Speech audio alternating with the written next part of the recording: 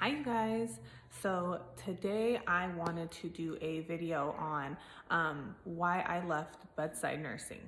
So the main reason I wanted to do this video is because I asked you guys after my aesthetic nurse video if you guys wanted me to do a more in-depth video based on all the questions that I had.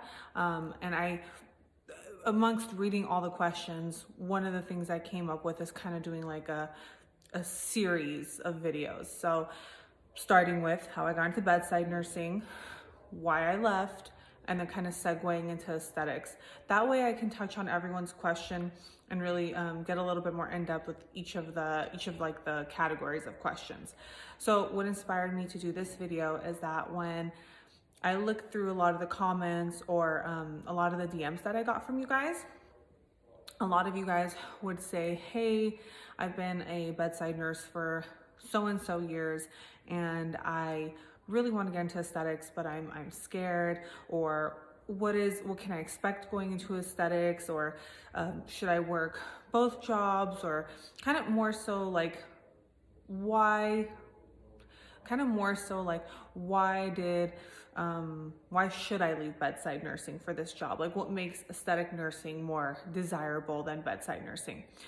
So I guess the best way for me to do a video like that is to talk about why I left bedside nursing. And I know that might be a little bit controversial, but that's okay. I think it needs to be said. A lot of my patients that I talk to in office, they ask me, how did you get into this field? And I'm very candid about it. It's my experience, so criticize it if you want. It's here. And I wrote a bunch of notes here because hello, prego brain. So I will be referring to those notes if I forget something. Okay, so let's dive into it.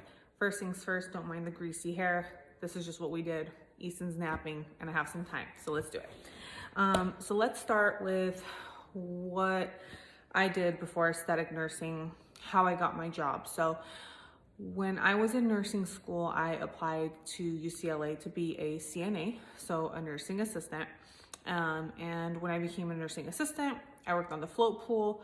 Long story short, I didn't like float pool. I like more consistency. So I got a job offer my junior year to work on the cardiac and thoracic unit, and the job basically opened up a door for me after nursing school to go from being a CNA on the floor to being a registered nurse on the floor. So I didn't want to take a job like that, working night shifts. I think I committed to like two, maybe 3 nights a week while I was still in nursing school. I didn't want to do that, but I knew in the long run it would help me, especially since in my heart of hearts, I wanted to do bedside nursing. So how I got the job on the cardiac and thoracic unit was I started as a CNA. And then once I graduated, I took my board exams, I passed, and I pretty much had a job waiting for me, handed to me on a silver platter. I don't even think I did an interview because at that point they knew me. No, I did do an interview, but it was more so like a formality. And because I was a CNA on the floor, it was more like they knew my character, they knew my hard work, they knew me, they knew my skill set, so they felt like I would be a good addition to the floor, and so did I. So that's how I started working at UCLA. So obviously this was like a dream job, right after nursing school. This is 2014. Right after nursing school, I get this really good paying job. It comes with retirement, it comes with benefits. Yeah, I mean, who wouldn't want to work at UCLA? It was, when I graduated, and I'm pretty sure it still is, it was one of the top paying hospitals for new grad nurses. They had a new grad program. I was in the new grad program for a year. So basically what that means is you have a preceptor who you train with day shift and night shift, and then once a month, if I remember correctly, you go to new grad classes, so you network with other new grads, and then you work on a like a teaching project, a research-based project that you work on for a year with other people on your floor who are new grads as well. So it's like you build this really, really strong connection and support network of nurses. So that was really nice. I loved it. Like I said, aside from the really strong support there, it was a really good paying job. I think I graduated when I was 21 years old. So retirement, benefits, everything was there for me. I mean, I'd be silly to say no to a job like this. I had people graduating from nursing school that I knew that didn't get a job until about a year after graduating. So that's scary. So obviously I jumped on the opportunity to do this. So now, next part. Let's talk about bedside nursing. So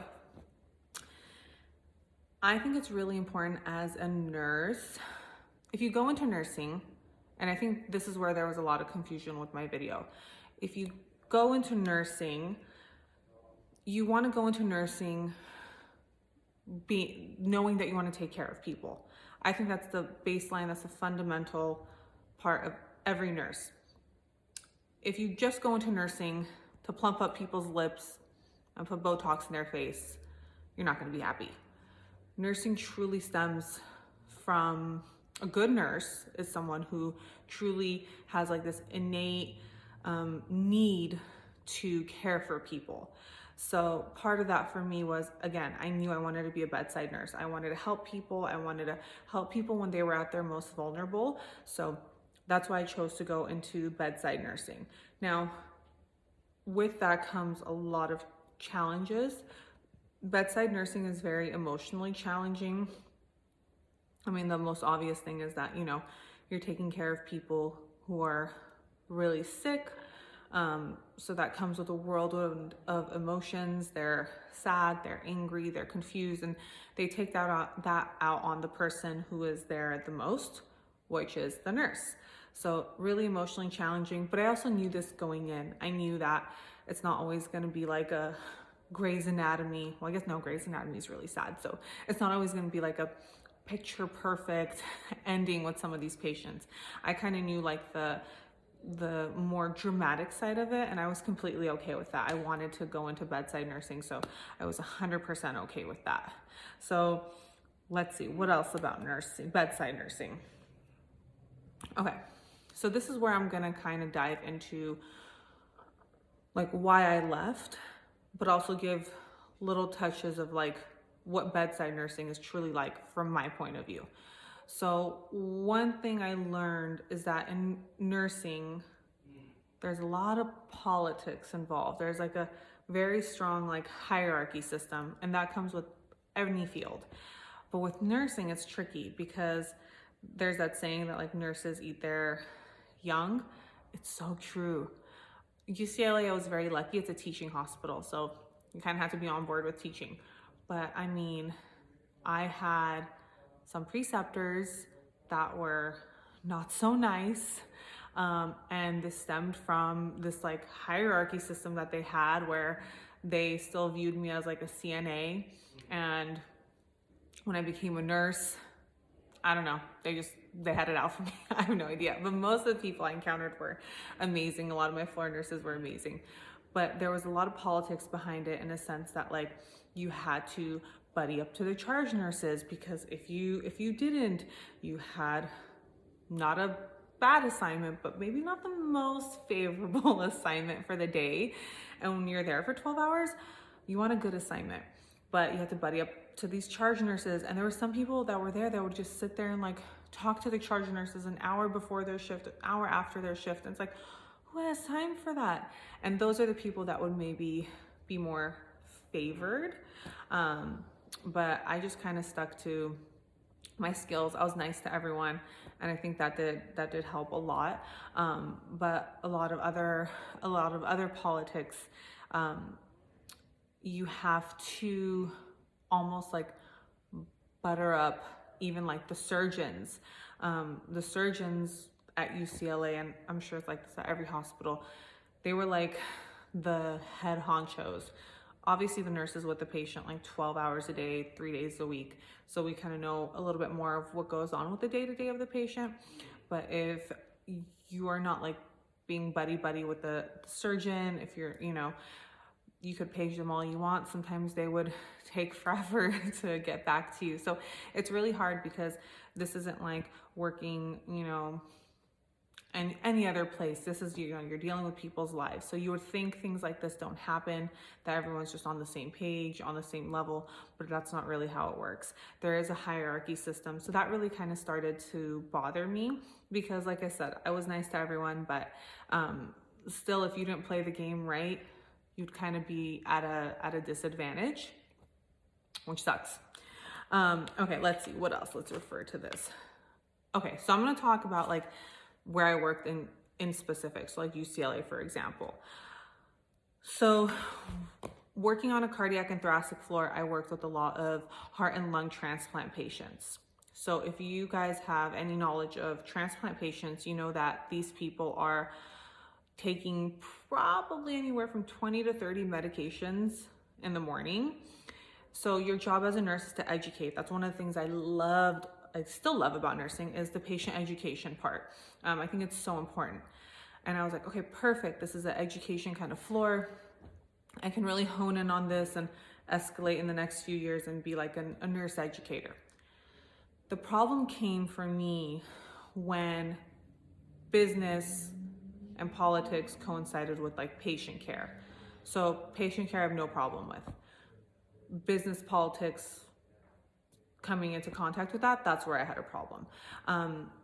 At UCLA, what they would want is they would want an 11 a.m. discharge for these patients. For any patient that's going to be discharged, 11 a.m. is the discharge time. If you go after 11 a.m., it's almost like you get dinged. And not you personally, but your floor, the numbers of the floor get dinged. And of course, it's, because of you. Now, some nurses are okay waiting until 3, 4 o'clock. On our floor, waiting until 3, 4 o'clock to discharge someone. On our floor, that's just not how it worked. You would have your charge nurse hounding you. You would have the nurse practitioners hounding you. You would have the social worker hounding you. You would have a special like discharge coordinator hounding you. Now keep in mind, all these people are calling you while at the same time, let's say you have 3 patients, we would have a max of 4. Let's say you have 3 patients, and let's say they're all 3 transplant patients. Each of them is taking 25 medications in the morning. And it's your job to go in and educate them on each of those medications and make sure they know it. You can't just open up the pills and give it to them. You would open it up and you would have to word it in a way that's almost like testing them to see if they know their medications before they go home. Each patient would have a binder. You would have to go over what to expect when they go home, their activity, signs of infection, when to call your doctor, urinary output, what they should be eating. I mean, that's just 6 things out of like 15 things that you would have to educate them on. You have to do this for 3 patients. And let's say on a good day, only one of them is going home. So all of this has to be done by, let's say 10 a.m. the latest, 10:30, because then you have to do your wound changes and then set up for a wheelchair to come and take them home. But before all that, you need to make sure they have a ride home. I mean, this is like one person doing all of this. Let's say you have 2 discharges in a day. 2 out of your 3 patients are going home. You have to do that for 2 patients. And mind you, you cannot just like your 3rd patient, you can't just say, oh, I'll give the meds around like 11 a.m. Transplant patients, or at least our transplant patients, would take their medications. It would have to be on a timed basis. So their antibiotics were timed because once your 8 a.m. meds were done, you had 12 p.m. antibiotics, you had 2 p.m. antibiotics, and then you had 6 p.m. antibiotics. And everything is also based on their lab levels. So their labs are taken at 6 a.m. So you have to check their labs because their first dose of medications, a specific one, has to be taken at 8 a.m. We have to check the 6 a.m. labs first. I mean, my head is spinning. My heart rate is going up just remembering this stuff. I should check my heart rate. My heart rate is going up just remembering this stuff. It was like 500 things to do. And I would never mind doing it. But that 11 a.m. like discharge, it was absolutely ridiculous. absolutely ridiculous. I didn't agree with it. I would get into so many arguments. Charge nurses would call me and they'd be like, why is transport not called? For the obvious reason that I can't get through 25 medications in 10 minutes. It's just not doable. And then do a wound change and then teach a family member how to do a wound change, or how to empty a drain, or change their chest tube to a pneumostat. I mean, you guys, the list goes on and on. Basically, it's not realistic. The amount of work that they would give to one nurse to do, and you had help, but not always. The amount of work that they would give was pretty unrealistic. And it's not fair, plain and simple. It's not fair to not only the nurse, but it's not fair to the patient. Because if you're like me and you truly, when people put a timer on you and you truly want to meet goals, it's just not fair to anybody involved. It's draining. You can imagine doing that for 12 hours a day. It's ridiculous. So let's say you have 3 patients and then 2 of them go home. You're probably gonna get another 2 admissions throughout the day. So you're charting for about 5 patients, and your charting is not like basic charting. Like, you need to put every bit of teaching that you did, where you sent the patient, if they were going to a skilled nursing facility. It's just the coordinating part of it was all left on the nurses, and it's so unfair. It's not right. So that was one of my other problems with bedside nursing. Let's see, what else? Oh, yes. Okay, so another not issue, but thing that I kind of didn't like is that at UCLA we would have to rotate shifts. So when you're a new grad, typically like within the first year or something, you do only day shift or only night shift, or you rotate. UCLA was one of those hospitals where we would have to do both day and night shift. I mean, it is the most physically taxing thing on your body. You would, even if you did a month of days or a month of nights, your charge nurse could, or whoever your admin nurse is that's in charge of the schedule, they could change your schedule. Like, they could say, hey, I know you inputted this schedule, but this is what works for the floor. And so imagine I would do 2 day shifts, and then I'd go into, and I have to do 1 night shift for my 3rd shift of the week. And then 2 days later, I had to bounce back to a day shift.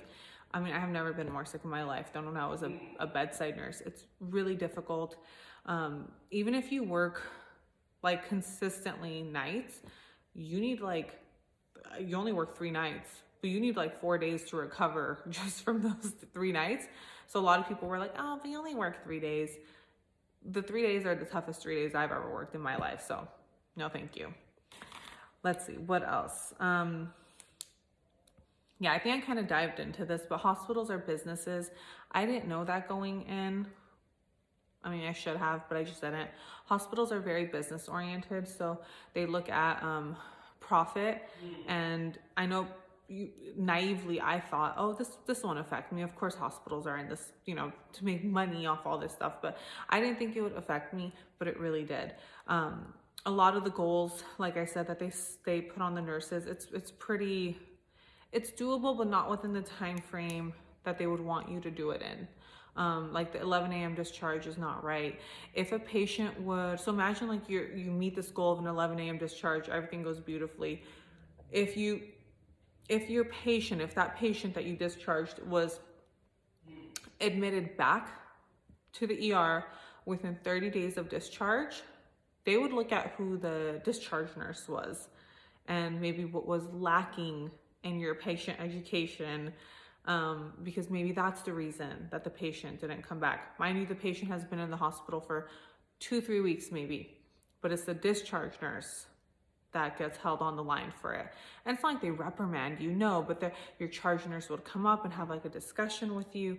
I mean, it's absolute, nonsense in a sense that it's not right. Nurses are overworked and underpaid in the hospital, in my opinion. I don't think nurses get paid enough. I don't know, maybe it's not like that at every hospital, but where I worked, it was very difficult. So a lot of it is, for me, was I did bedside nursing from about 2014 to 2016. So I had to do it. I stayed in it, I think, for as long as I did because I didn't know there was any other option out there.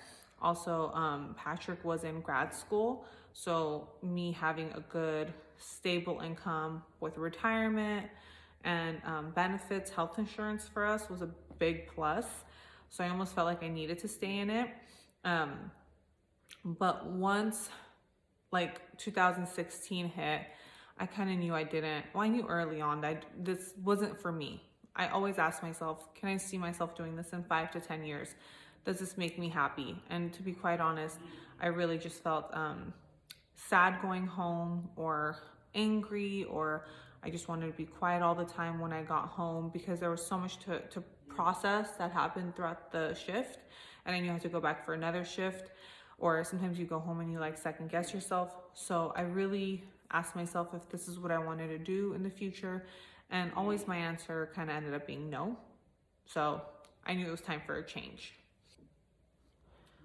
So I guess my answer to the question of, maybe why I left bedside nursing.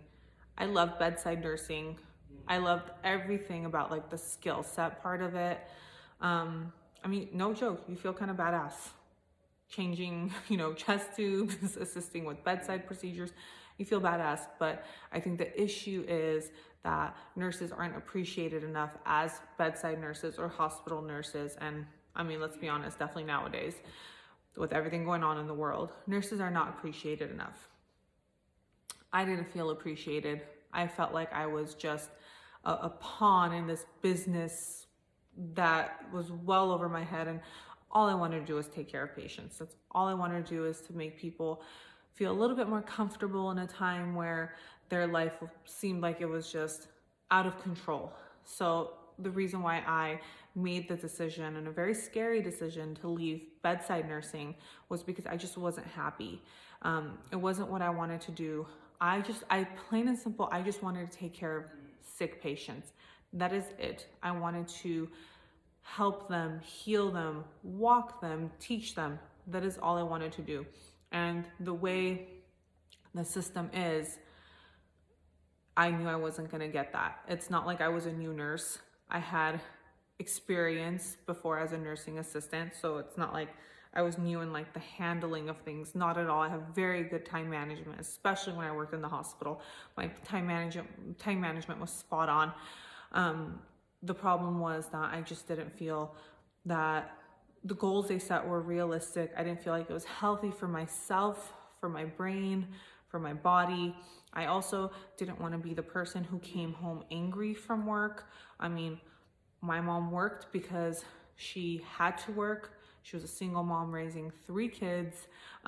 She didn't have a dream job. Side note, her dream job was to actually be a nurse. But she couldn't afford to go to nursing school for 4 years as a single mom with 3 kids. We were very young. So when I saw that my mom was never really like happy in her line of work, I always told myself, I hope I can get into a career where I'm happy in it. So the minute I started noticing I was very unhappy and I would come home very sad or having panic attacks in my car after shifts, which is like my lowest point, I knew I had to make a change. And it's a scary change. It's so scary because, like I said, you go from like this very predictable textbook way of nursing to something that's not. And aesthetics is not. There's no textbook, there's no class in nursing school that teaches you aesthetics. There's no class in nursing school that tells you the skill set of aesthetics, not by any means. So I left bedside nursing because I just wasn't happy. It wasn't good for me. And I found aesthetic nursing, and that was a whole different challenge on its own, which I'll dive into maybe in another video.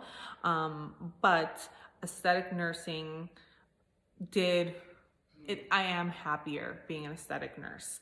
I think my patient care part of it is still there. I'm still able to care for you guys, and at the same time make you guys feel beautiful when you guys are feeling vulnerable, just a different kind of vulnerable. You guys aren't having heart and lung transplants. It's more like we're just beautifying you guys and highlighting all your natural beauty, which I think is great. So the last part of this video I wanted to talk about was kind of how I got into like just briefly how I got into like aesthetic nursing. So 2016, I decided I cannot do this anymore. I cannot be a bedside nurse. I'm absolutely miserable. I hate it. I would cry before my shifts. I would cry. I would tell Patrick, you cannot make me go. I don't want to go. I had to go because we got to pay the bills. So I knew in my heart of hearts that if I wanted to switch, it would have to be a job that is comparable in income, and that makes me happy. So I thought it would be a lot more difficult to find, but I looked into aesthetic nursing and I was like, why not? Why not try this out? So I stayed at UCLA, and then August 2016, I got a job opportunity to work as a laser nurse. It was a foot in the door. Lasers aren't really my thing, or definitely weren't back then. And I was like, let me just do it. Let's just go for it. And I did it. And I started officially on my own maybe in about October 2016. October, I took a class for injectables. And then I went to my laser workplace and I said, I'm going to do injectables and I want to give it a shot. They said yes, thankfully. And 3 weeks in, I realized, okay, I can definitely do this and I can make an income out of this, and I need to devote more time to this. Me working at the hospital and coming in to inject people 1 day a week is not what I want to do. So November 2016, I wrote up my 2-week notice for UCLA. I went to my supervisor, and everyone was so confused. They were like, you're gonna leave bedside nursing to go laser people? And it seemed silly at the time. They didn't really believe in me. I didn't tell my mom that I left UCLA until like February 2017. I didn't tell her because she would murder me if she knew I left a job with benefits and a good pay and UCLA, to say your daughter works at UCLA, what does that even mean? But anyways, I didn't tell my mom until February. I would get dressed as if I was going to work at UCLA, and then change into like my black scrubs and then just go into work doing injectables. And then once I was just like balling out, I told her, hey mom, you know, I left UCLA months ago. And she was like, well, I knew that. Like, you weren't waking up at 5 a.m. to go to work. You think I'm stupid? So, but also my grandma was like, well, what are you gonna do about money? And I was like, well, I actually make more money now, because I was able to devote so much time and attention to him, because I had such a drive in me. And also because I had so much fear. I knew if this didn't work out, I had to go back to bedside nursing. I didn't want that. So there was so much like underlying fear. But at the same time, I believed in myself so strongly, and I knew I wanted this so badly, that I think that was a driving force into my early success that I had in this field. And when I showed the numbers to my mom and grandma of what I made in my first year as an aesthetic nurse versus what I made at UCLA, I mean, numbers don't lie. Money does a lot of talking, so they couldn't say anything. So I mean, that's how you can go about it. I don't think there's a right answer to why someone should get into aesthetics. I think if fear is an issue, there's fear in everything. There's fear in unknown. So all you have to do is really ask yourself if you're happy where you're currently at, and if you're not and you feel like you need a change, then look into other sides of nursing.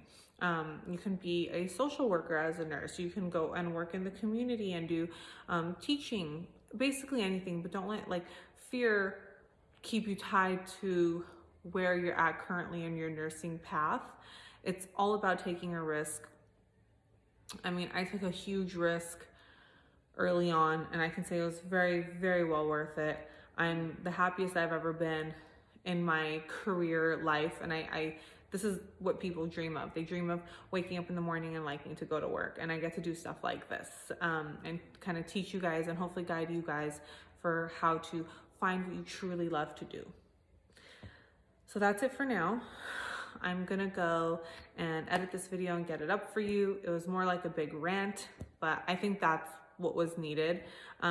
If you guys have any questions, let me know below. And then I will most likely do another video on diving into aesthetics and how I specifically got into that field.